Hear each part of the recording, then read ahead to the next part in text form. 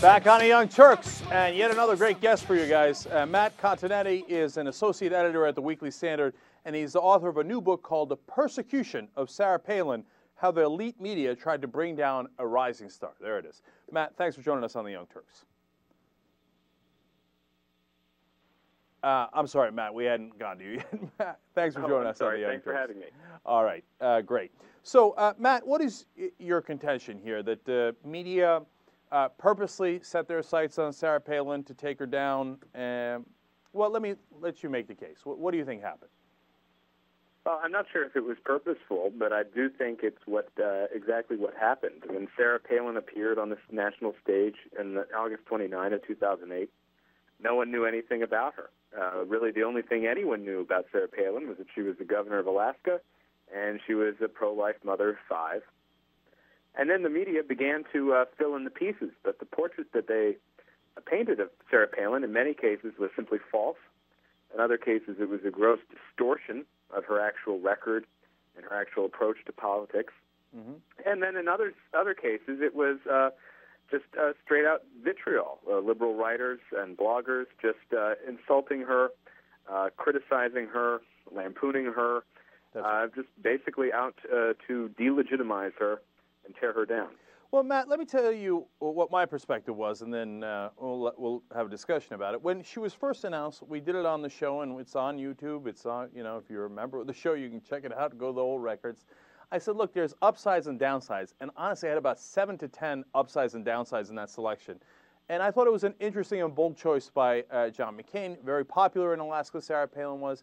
So I came in and I don't agree with her politics. So, I came at it from that point of view, but I came at it with a point of view of maybe it's a smart political move. And so, but then what I discovered as as time went on was that she was completely incompetent and that she didn't know anything. I mean, she couldn't name a single Supreme Court case. She couldn't name a single paper she read. It was she didn't know who Hamas was. It was downright embarrassing. Did you not see the same things I saw, Matt? No, I didn't see the same things that you saw. As I write in The Persecution of Sarah Palin, the 2 of the 3 instances that you refer to happened in an interview with Katie Couric, which was a poor interview in which Palin herself acknowledges was a bad performance. She clearly has disagreed with several Supreme Court cases, including the case recently against Exxon, the settlement there that she fought against and had been there. You mentioned YouTube. There were YouTube recordings of her coming out against that case. She just didn't bring it up for whatever reason. And she clearly reads newspapers. I know for a fact that she regularly reads USA Today and the 2 major Alaska newspapers, and also reads the Wall Street Journal and other clippings that her staff prepares for her on a regular basis. Again, she didn't answer the question. She flubbed the interview. All right, so you're saying that that's one interview. That's one interview in a course of a political career that is now taking off. And I think it's hard to generalize or predict the future of a politician based on a single interview performance. Matt, that's why I wonder if you guys are being serious about this, because you really think it's that one interview? I mean, did you see her resignation speech? I mean, did you see any of her speeches?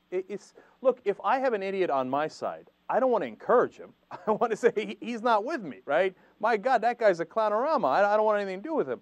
I mean, you watch Palin, and it's a train wreck. As Politico has said, every other thing is she goes into a verbal cul-de-sac, and you say, what is she talking about? And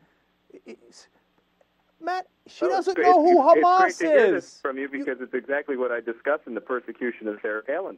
I think the portrait you're painting of her is just simply inaccurate. But it's not a portrait I'm painting. We ran the clips. You talk to anyone in Alaska, including her critics. They know her best. She's been around there. They'll say, listen, do not underestimate this woman. She is not unintelligent. I think she might have a different Matt, do you form think of the person intelligence. who runs for president or vice president of the United States should know who Hamas is? Again, I believe Sarah Palin does know who Hamas is. Maybe she's figured it out by now, but I'm not even entirely sure of that. But when asked, she gave an answer that had nothing to do with Palestinians, and then thought, well, it sounds vaguely Muslim, and started talking about Iran, but not any terms of like, oh, Iran might be funding Hamas, nothing. She gave an answer that 100% made it clear that she had no idea who Hamas was. I mean, well, isn't that embarrassing?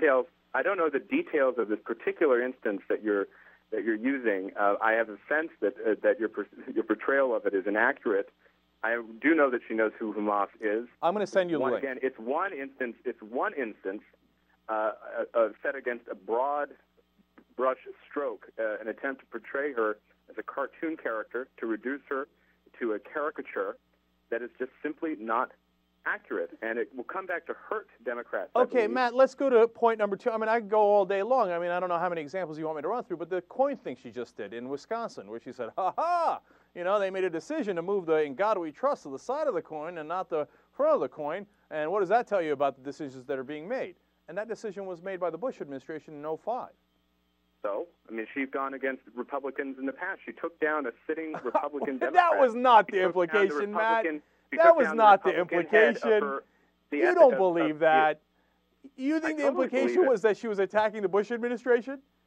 Sure. What her point, if you actually looked at the speech that she gave when she was made that comment, she was saying that we all too often move God to the side in our lives, and she was just raising a rhetorical question about why did we move the "In God We Trust" to the right side of the dollar coin. It doesn't matter who made that decision. She was actually asking, who makes these decisions? Okay, if that's what you believe, that's what you believe. Which bureaucrat made that decision? I'd like to know.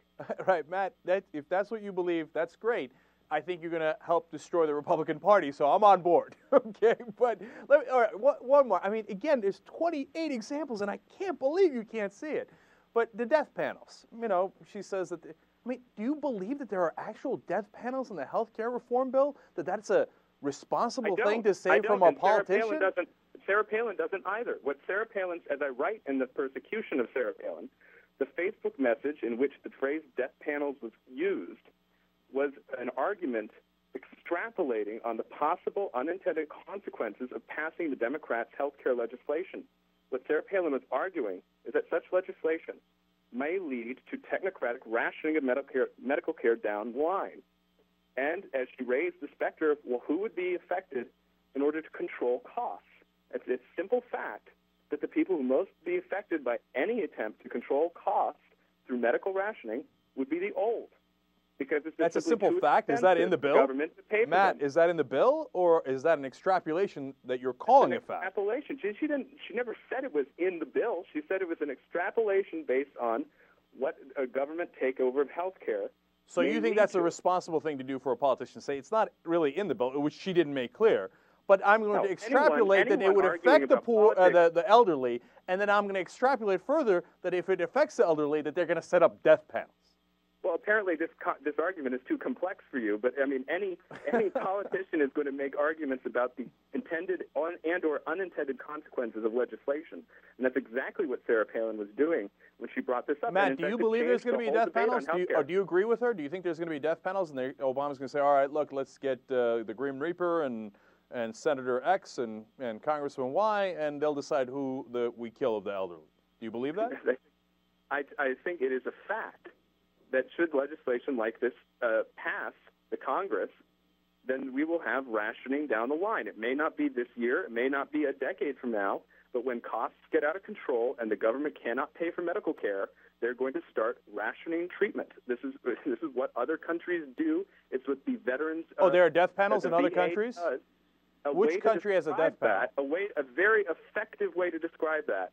The bureaucrats, the IMAC, which is actually included in this legislation to determine what Medicare will pay for and what it won't, a way to describe that, a very effective way, is a death panel. Can you just real quick, real quick, you said other countries do it. What other country has a death panel?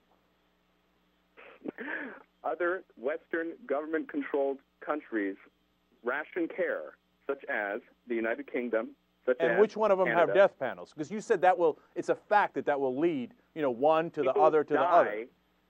People die when treatments are refused. Well, isn't that ironic? Because right now, private insurance makes those decisions, and they deny care all the time, and people die. So do you think private insurance has death panels? The insurance companies? A death panel is a government. Oh, it has to be a government thing. Because when the insurance company says, I deny you coverage, and hence you're dead, that's not really a death panel because they're not the government. Correct. Okay, well, there we go. All right, look, Matt, I think that you are the Democrats' best friend.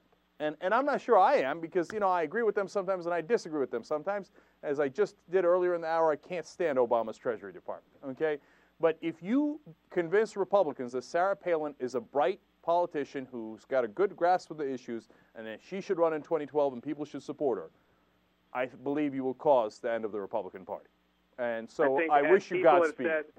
I think people have said, quite frankly, the same thing about Ronald Reagan 30 years ago. They called him an idiot. They called him he was disconnected from reality. They said he would lead us to nuclear war, and they said he would lead to the destruction of the Republican Party. You know who disagreed with that at the time? I think things turned out pretty well with Ronald Reagan. Right. Okay. So I would be happy to see Sarah Palin go down the same road as Ronald Reagan. Okay, Matt, you know who disagreed with that at the time? I did. And I thought that people were being unfair to Reagan, and I thought he was a lot brighter. And then we saw his notes later on how he amended speeches, etc. And it turns out I was right about that. And I look at Reagan and I look at Palin. You were right then, but you're wrong now, my friend. And if you think Palin is Reagan, like I said, God bless, go forward. Have at it, Hoss. Okay, you so should read my book. If you read the book, you might have a different approach. That's right. And everybody, check out the book, The Persecution of Sarah Palin, How the Elite Media Tried to Bring Down a Rising Star. I encourage it, especially for all Republicans. Read the book and support Sarah Palin. Matt Continetti, it has been a fantastic conversation. We really appreciate you coming on the Young Turks. Great to be on. All right, Young Turks.